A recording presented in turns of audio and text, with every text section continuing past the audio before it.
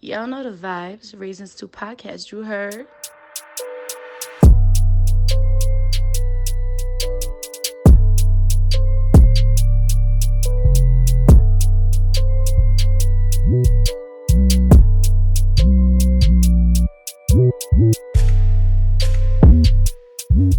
Like, what was the delay at the beginning? Niggas were like good drinking, fam.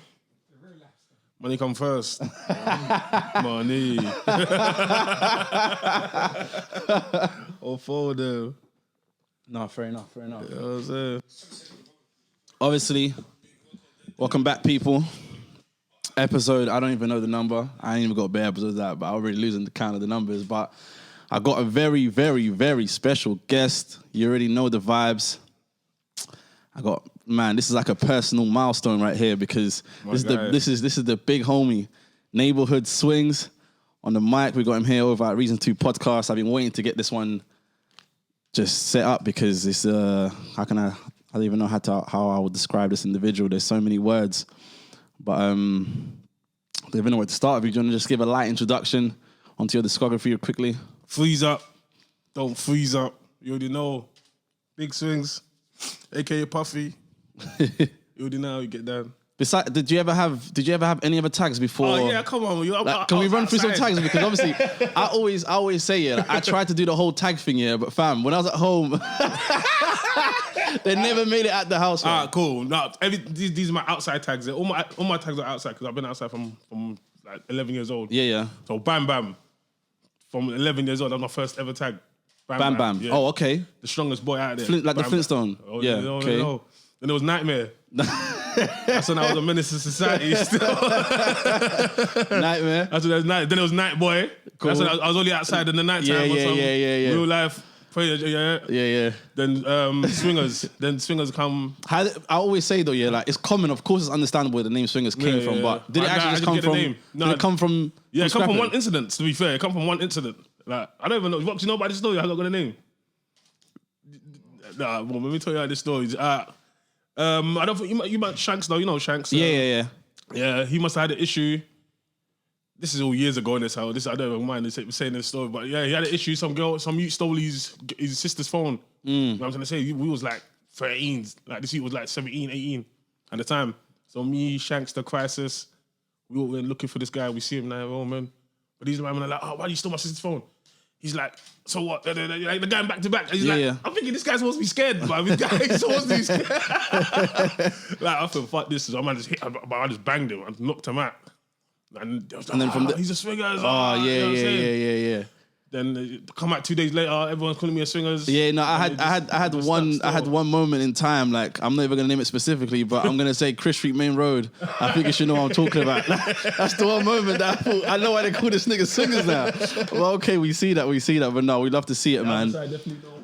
And before anything, did you? I know that obviously you're from Nigeria, of course. Yeah, but where was you born? Was you born here or there? Yeah, man, I was born here still. You was born here. Okay, and throughout the time, have you always been from Roman Road? Yeah, I've been bold my life, man. I ain't never lived nowhere else. I lived in Malmesbury and I lived in British Street. So what was like Roman like in the early 2000s? Because obviously Roman Road has got like history of Listen, if you was outside when there was the Weatherspoons, then you know Roman was when the Roman was at its peak. You feel me? Like that's when Roman became Roman. You feel me? Anything before that was before that. Anything after that was after that. But that period.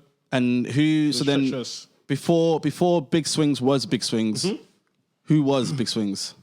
Well, I was just the boy from the air, man. Kickball on the block. Normal. What position? Normal nigga, man. I played every position. I can't lie. I always one big. They tried to put me centre back. Yeah, typical. But obviously, I got feet, so I used to want to play up front. I was wanting to play up front. But when you're up front, you don't get the ball.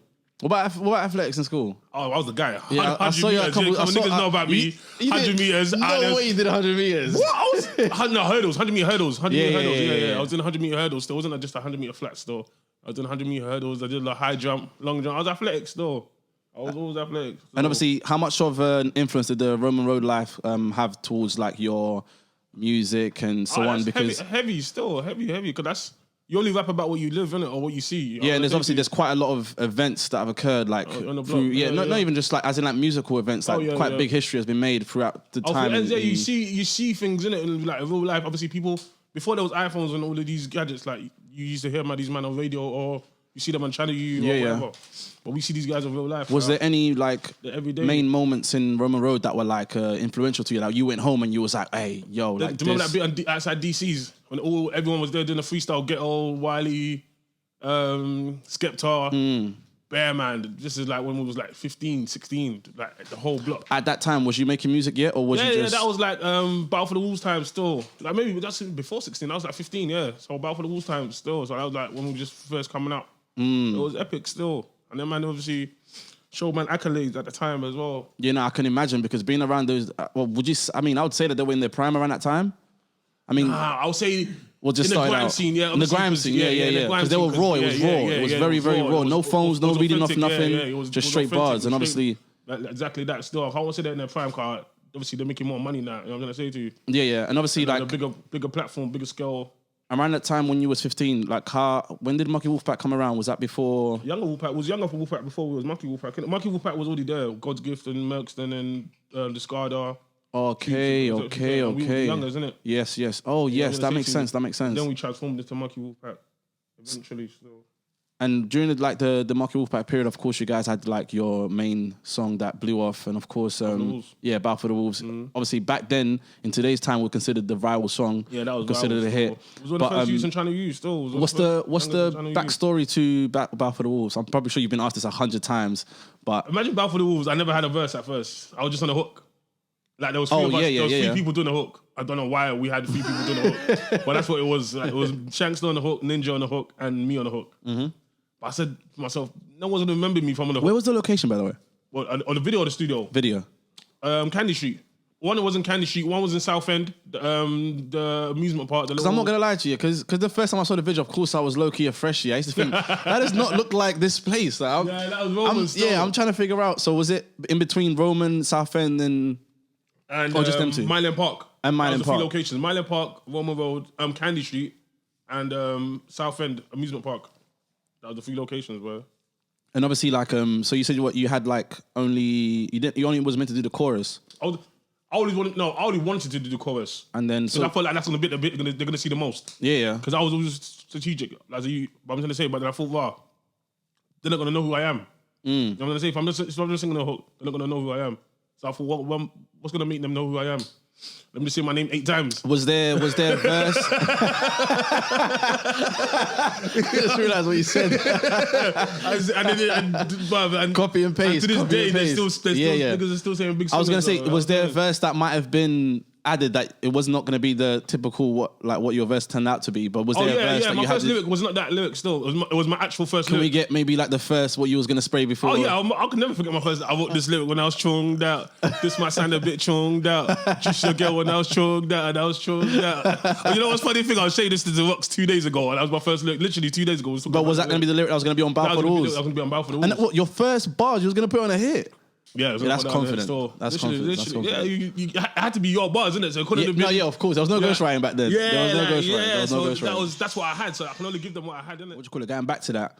So after Battle for the Wolves, Younger Wolfpack, obviously, I don't really remember how long you guys went for, but I know that you were still highly influenced in the area. Yeah. So would you say that in this day and time, would Younger Wolfpack like be able to sell out like a show? Like, what sort of impact do you reckon you would have had in the game? It was ahead of our time, man. It was ahead of our time, and I wouldn't just say we was just like it's just thinking about just us. A lot of people that was doing grime back then were ahead of their time. I'm gonna say to you, but there wasn't platforms where people can be heard out of their borough, or if you was in a youth club, or you wasn't making music videos, you weren't getting heard because there was no YouTube. You know what I'm saying? So if you're Channel U or youth club, or sets, radio sets, that was the only way you're getting heard. Now there's YouTube, everyone's getting heard. You feel me? Yeah. And I also had forgotten about what do you call it? Age is Nothing. Oh yeah, Age is Nothing. And I had to go on YouTube, and when I saw, I literally had to think, oh shit, how did I forget that? Like, what exactly was Age is Nothing? It was youngers and olders combined because we had there was when we formed to Mucky Wolfpack, we had youngers as well, Mucky Cubs. You know what I'm gonna say to you, but they was cold. Mucky Cubs as well. They was as cold as us. You know what I'm gonna say to you. So we thought, age ain't no barrier until this. It's like basically playing football now. Yeah. The youngers are playing for the first team football. You know what I'm Yeah, saying to you? So that's where the age is nothing from kind of formed from still. And what did you learn most about being part of Younger Wolfpack? Like, what was like a learning curve? Haters. Well, niggas had haters when I was 14, but I didn't even know what haters was, bro. Like, I was saying, I didn't even understand, fam. But yeah, just haters from a young age still, and you got to be people. Was there like ulterior motives? You know what I'm saying? Like, yeah? Was there like musical lessons in terms of like dealing with A&Rs and nah, because it was all like everything was through the producer at that time. Everything was we had one producer, Heat, and everything was going. Everyone was dealing with him because there was bare of us. There was too many people in Wolfpack to try to say that's true. Who's the main guy? It was like Young Money and Cash Money combined. Yeah, it was like I wouldn't have to separate the roles from the music, so it was like some big rough riders thing. Like that's how I saw it. It was like some big rough riders thing back in the day. So and obviously, like, would you say that? Actually, no. This question is kind of quite silly, but I'm sure that you feel like Younger Wolfpack had an impact and an influence in not just Tower Hamlets, but around just the grime scene in East mainly. Oh, facts though. Yeah, facts. There's a lot of products of Younger Wolfpack. There's a lot of Wolfpack, man. When we took that thing on some like we're pulling up Wolfpack. Like when I say Wolfpack, we're pulling up 30-man deep sets. Animosity is gonna be there. We're gonna, you know what I'm saying, and that was us still. Wolfpack it was sick at the time still, man. Would we like? This is a very far-fetched question, but would we ever get like some sort of reunion, some sort of set show? A set. Don't get me wrong. At least a set. At least a set. It's COVID as well, so you can do. Obviously you can do distance. If niggas put it together, if there's some sort of emotion, we can do distance. If niggas put it together, I'll pull up. But I'm not going out my way to do whatever I'm doing. You know what I'm saying? But you'll be open to the idea. I'll pull up, yeah. Man. So I mean, I don't know I don't know who's the main or who's the lead, but I think there should be, even if it's a Bow for the Wolves like redo or remake. The only person people will listen to is Lady Shockers, to be fair, and say, if we pull up for me, you know what I'm trying to say to him. Yeah, man. I think there should be a reunion just for the people. For her, but apart from that, I'll see you on the streets. You know what I'm saying? I want to block her, you're on the block. Yeah, no, we love that. We love that, man. And of course, like I always say that, like you just as a person, and of course, like your character, like nobody cannot deny like that there was not a point in their time or their life, especially being from the Hamlets, that they did not want to know who you were as a person. Because facts, in that whole video, and of course, there was the names like Villain, there was the names. I think I only remember Villain and you mainly, if I'm being honest. The rest, of course, front lines. Yeah, that's the main two that I remember. The rest, I might know if you tell me the names. Yeah, but facts. So there was a bunch of man still, man. Shankster, Crisis, but Mercs, Temps, but there's a hell of people. Yeah, man. RIP Nater, bare people. Yes, as well, man. RIP Nater, 110%. Yeah, there's bare people. Wolfpack was bare hella man. And obviously, are you aware that you might like be like top 3 most like baitest individuals in East? Like, are you aware of that? I'm aware that when I go Let me tell you why. Because you don't understand how for that time when man's been growing up, bro. Like, you know, back in the days where for you to get away from certain situations with people, you had to say certain man's names. Bro, do you know how good of a gift card this guy's name was? You man don't even understand. Pokemon shiny card. It really was. It really was. There was times I used to do coaching in Leighton, yo. And whenever I used to go out there, where you from? E3. Who do you know in E3? Big Swingz. I know, you man, I leave it. That's it. It was like a zip card almost. Listen, I can tell you, I can't tell you that. Countless times over my years, I've heard of, a man has got to a matting with some youths, but they said they know you. I said I knew you, that it was all calm. Like literally, bro. I've heard that so many times. I just want to know whether you was aware of that. Like, and even when you niggas need to pay me back and cash in. What's your life worth? Even if niggas is going out to flipping different universities and shit, like niggas still know. That's just me being like, what do you reckon to everyone? Yeah. You know what I'm saying? Say to you, that's just me keeping our butt with everyone. You know what I'm gonna say to you, like, that's just me showing love everywhere, and that's me repping my hood everywhere. You know what I'm gonna say to you. No, 110%, man. Ain't nothing more than that, bro. There ain't no bigger, badder man than anyone else. You feel me? But it's just love. When you show love, you get love. You feel me? No, for sure, man. And obviously, like going forward in time, then you took off. You know, went off solo. You've done a heap of songs. Yeah, man. I would say that your most active time has been the last 5 years. Has been your best 5 years. Facts. Appreciate it. And your sound as well has gone from. You've rapped in all different types of way. Of course, like there was an era of time where everybody used to just do remixes. So everybody would hear like the biggest American song, then boom, you go to the booth, you remix that. Cool, done. So you've seen you go through patches, but I'd say maybe the last 3 that's been like your most consistent, your most best. I just seen your snap. You've done 3 videos this week, like so you've definitely been trapping and yeah, man. I gotta bang that door down, man. You know no, what I'm for saying? sure. And I was gonna say, so like, how would you say your sound has evolved from the swingers that first made, let's say, not even from the song 10 Toes, but just before that, like, to be fair, from Wolfpack to now, it all leads to where I am now. You know what I'm gonna say? Yeah. It's all stepping stones. You know what I'm gonna say? I wasn't probably in other people's eyes. I wasn't the best, or I wasn't good. You know what I'm gonna say?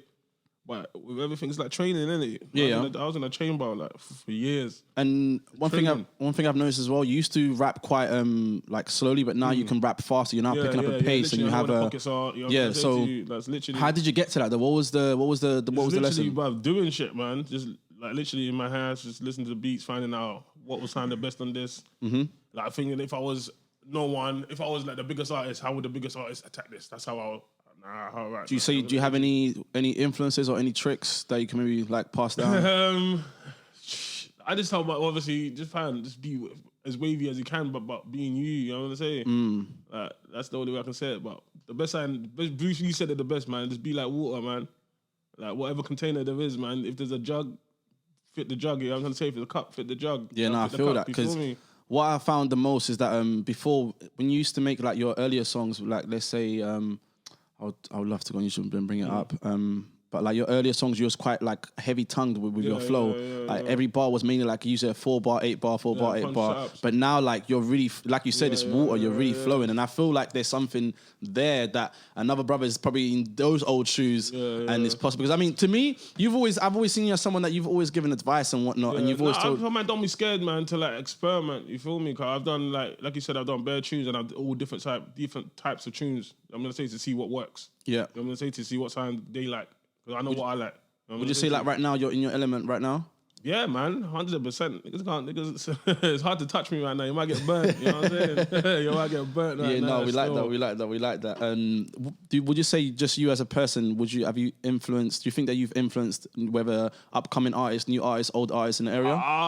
Yeah, niggas know what they got to work. I was about to say on some humble shit, but niggas they got to step up their work rate, man. I'm following them, man. Don't care how good anyone is, man. Step up or step down, you feel me? Like, that's just what it is, man. You know what's funny? You know when you speak, you always speak in quotables, fam.